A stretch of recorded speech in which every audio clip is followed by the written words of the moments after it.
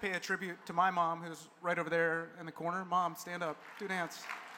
Oh, right there. She's taking pictures as always.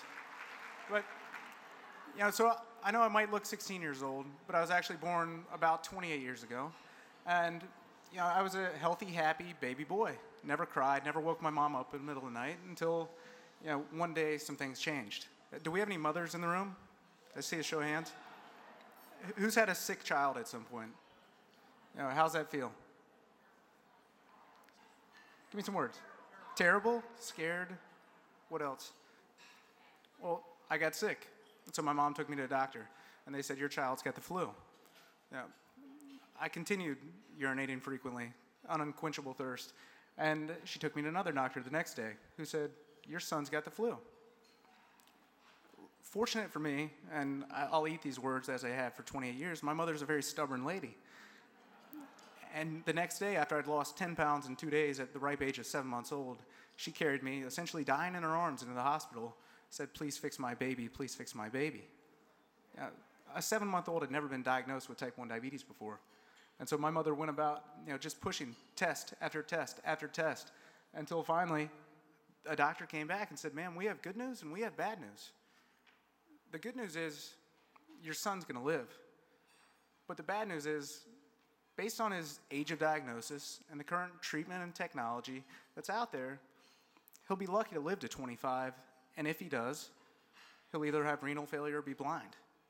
Now, should any mother, any group of parents, mother and father, have to hear those words about their child? No, they shouldn't.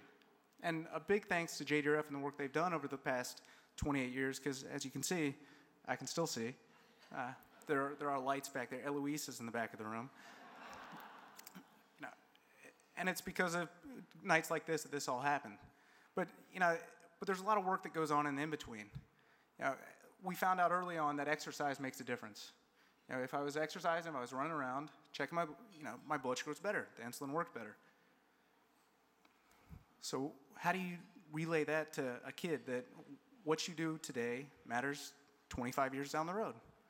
At 6 years old, my mom took a different tack than most, but one I'm very grateful that she did. As a birthday party, and it was time for cake. Do we have any type 1 kids in the room? Come on. Anyone with type 1 diabetes? Let me see some hands. Heather Muffin, where are you? Heather Kipnis, she's my best friend. So it was time for cake, and my mom said, yeah, sure, have your cake, just do your shot first. I said, well, I don't want to do my shot. I'm sure parents, who's heard that before? Anybody? Yeah, I hear a few laughs. Someone's heard that. And she said, that's fine, you'll go blind.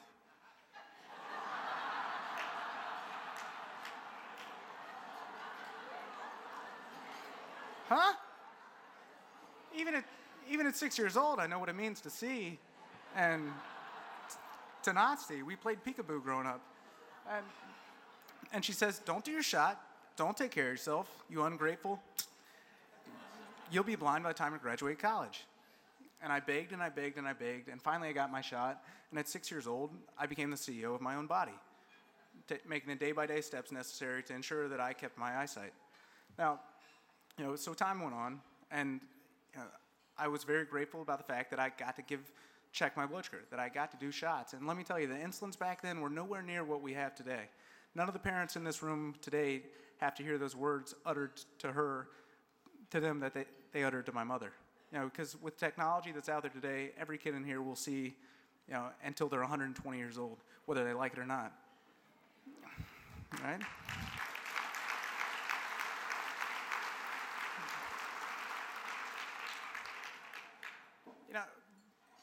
But my mom found out about this exercise and put me into swim lessons because exercise is good. And so for 5 years, I stared at squares at the bottom of a pool as I swam back and forth and back and forth and back and forth. And this got ridiculously boring, and finally I quit.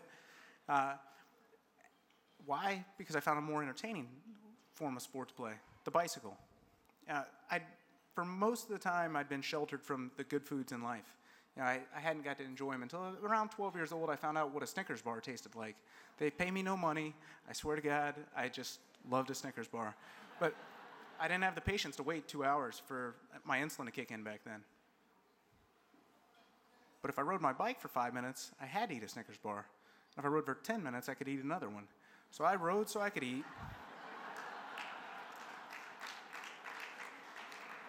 And as I got more and more addicted to the sport of cycling, I ate so that I could ride. It was a vicious cycle that spent all of my allowance at the gas station 5 minutes from my house. And riding turned into racing, and racing became a passion of mine. And it was at my first senior year at the University of Georgia, after competing in... I thought you were all dog fans. So my first senior year at the University of Georgia, that I met my best friend, Joe Eldridge. Joe had been diagnosed at 10 years old. He'd taken care of it for the first 8 years of diagnosis, but then as he went away to college, he kind of let things slip. Diabetes is the only disease out there that's 24 hours a day, 7 days a week, 365 days a year. Every second, every food that you eat, every calorie that you burn, you have to think about what that means to your blood sugar. It can be very difficult, and Joe he let it go aside. I was checking my blood sugar, thanks to my mother, 15 to 20 times a day, 7 to 10 shots a day, so that I could keep my eyesight. Joe was checking his blood sugar once a day, doing 1, maybe 2 shots a day, doing the bare minimum necessary to make it till tomorrow. And as our friendship got closer and closer, I began getting frustrated. But he's a competitive guy, and we both had the same interest in food. So one day I said to Joe, we're going to place a bet. He goes, all right, what? He's a country boy from Auburn, Alabama. And, huh? And I said, higher blood sugar pays for dinner. And for 3 months, I ate for free.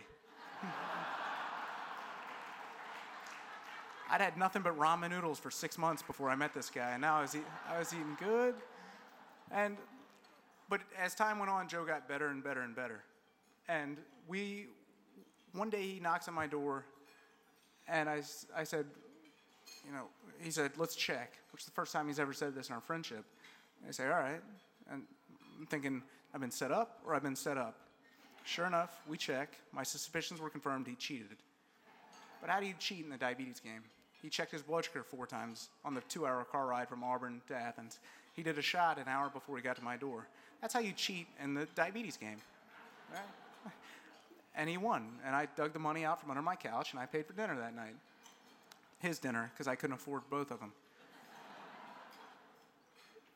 And after dinner, Joe says, Phil, you changed my life. You showed me that diabetes is about attitude. It's about just wanting to take control. And because of you, I'm going to take care of it. Because of you, I'm going to see my grandkids grow up one day. Thank you.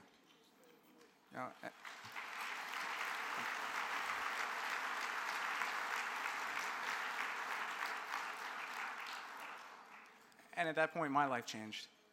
I wanted to give back. I wanted to help people. And I expressed this to Joe. And we ended up forming this organization called Team Type 1. And the goal of Team Type 1 was to show people that by taking care of it, by checking your blood sugar, doing your shots, healthy and active lifestyle, you can achieve any dream that you set forth. And Joe said, well, why don't we go do something cool? Let's go to this JDRF Ride to Cure.